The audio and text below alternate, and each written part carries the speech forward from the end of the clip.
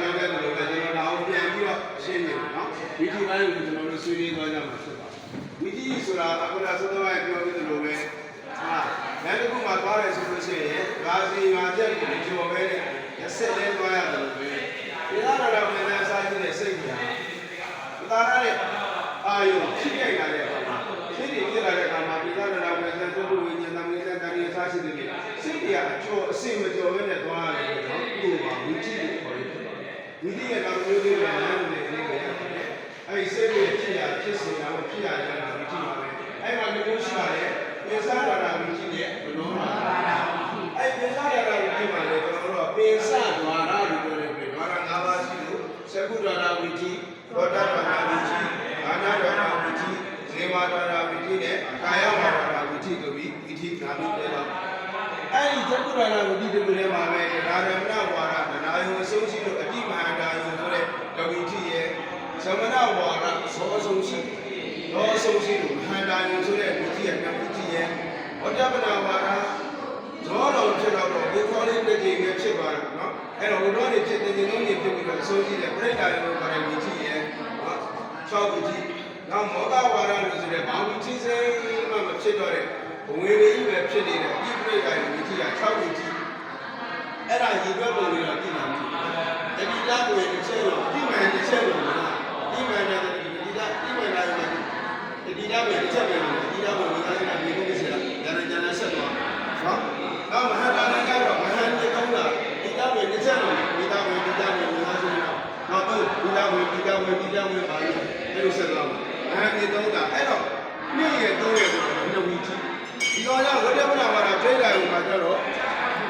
လေးပါးစဘုဒ္ဓံပြမလားဒီဒါပဲလေးကျဒီဒါပဲဒီဒါပဲဒီဒါပဲဒီဒါပဲဒီတော့ပါအဲ့ဒါဆက်သွားမှာအဲ့ဒါလေ၄တွေ၅တွေ6တွေ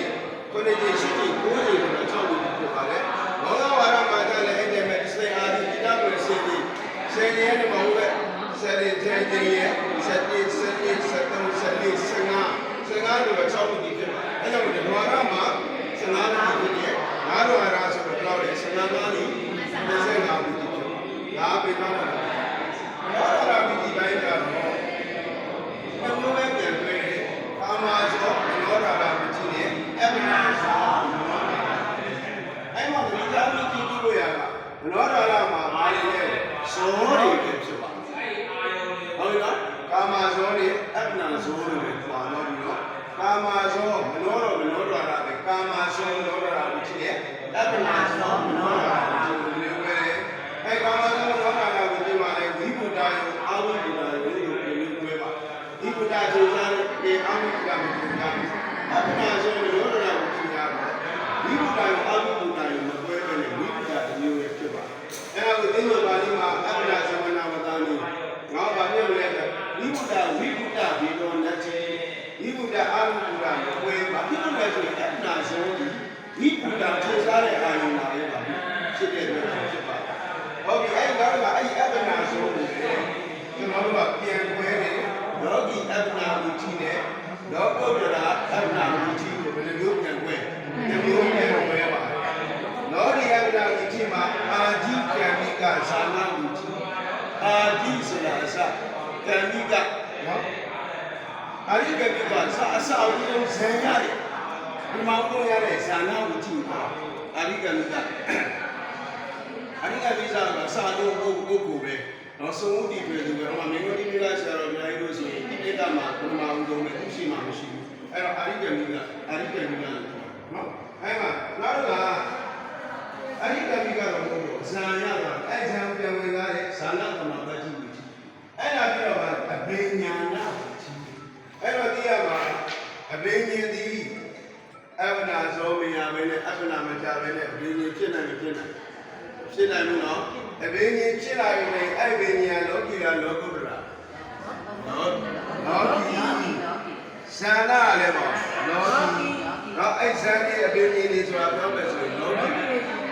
တွေဆိုလို့ရှိရင်တော့ဘာဖြစ်လဲတန်တရာပြတ်ပါပြတ်ပါဆက်ချင်းတော့မပြတ်သေးဘူးနော်အဲ့ဒါဘယ်လိုပြောမလဲအထောက်ပံ့လို့ဖြစ်မယ်နော်ကျွန်တော်ရင်ကပြောတဲ့မြို့မျိုးနဲ့ပုံမျိုးလို့တန်တရာမှာမျိုးကြတာမျိုးလာရင်ဒီလိုနဲ့မြို့မျိုးကပူနာပုံမျိုးလေးကတော့ပေမင်းကိုလေးပြေပါတော်သေးတယ် ဟုတ်တော့အဲ့တော့ဒါတွေကကျွန်တော်တို့လုံနိုင်တော့ကောင်းပါပြီဟုတ်လားကိုမလုံနိုင်တဲ့သားတွေလောကီတွေကဖြစ်နေတယ်ပြီးတော့သွားပြောလို့မရဘူးဒါသူကအလဲလုံးတော့အသိဉာဏ်ဆိုတာဘာဖြစ်မလဲဆိုရင်ဒီပါမစရသိစမစမလားကုသိုလ်တိခါတွေကုသိုလ်ပင်ကြီးအတ္တခါတွေကိရိယာပင်ကြီးကိရိယာပင်ကြီးမဖြစ်သွားရင်တော့ကောင်းတယ်ပေါ့ကိရိယာပင်ကြီးမဖြစ်သေးကုသိုလ်ပင်ကြီးနောက်ဆိုရင်ဘာလို့အဆုံးသေးဘူးတော့လောဘကအပ္ပနာဝိကြီးသူကတော့ဓာတ်ရိုက်တယ်သူကတော့လောဘကအပ္ပနာဝိကြီးမှာသောတာပတ္တိမေဃဝိကြီးအကျက်မေဃဝိကြီးနဲ့ပလတ္တမပတ္တိဝိကြီးဒီရောဓဓမ္မပတ္တိဝိကြီးဘယ်လိုမျိုးပြနေကြတယ်သောတာပတ္တိမေဃဝိကြီးဒီတိုင်းကိုခြေကခြေဒီကလေးပဲနော်အကျက်မေဃဝိကြီးဒါပြညာမေဃဝိကြီးနာနာမေဃဝိကြီးနဲ့အရဟတမေဃဝိကြီးဒါဒီကကြည့်ကြတော့ပါပလတ္တမပတ္တိဝိကြီးကိုယ်တွေကိုပြောင်းလဲသွားတယ်ဒီကတော့ဗာလဲဆိုရင်ဒီရောဓသမာပတ္တိဝိကြီးဒီရောဓသမာပတ္တိဆိုတာဗာလို့ဖြစ်တာစိတ်စေတစိတ်တရားယုံကိုရှုပ်တယ်အဲဒီရဲ့ရှိပါဘာဇောတွေဒီလိုလောင်းတယ်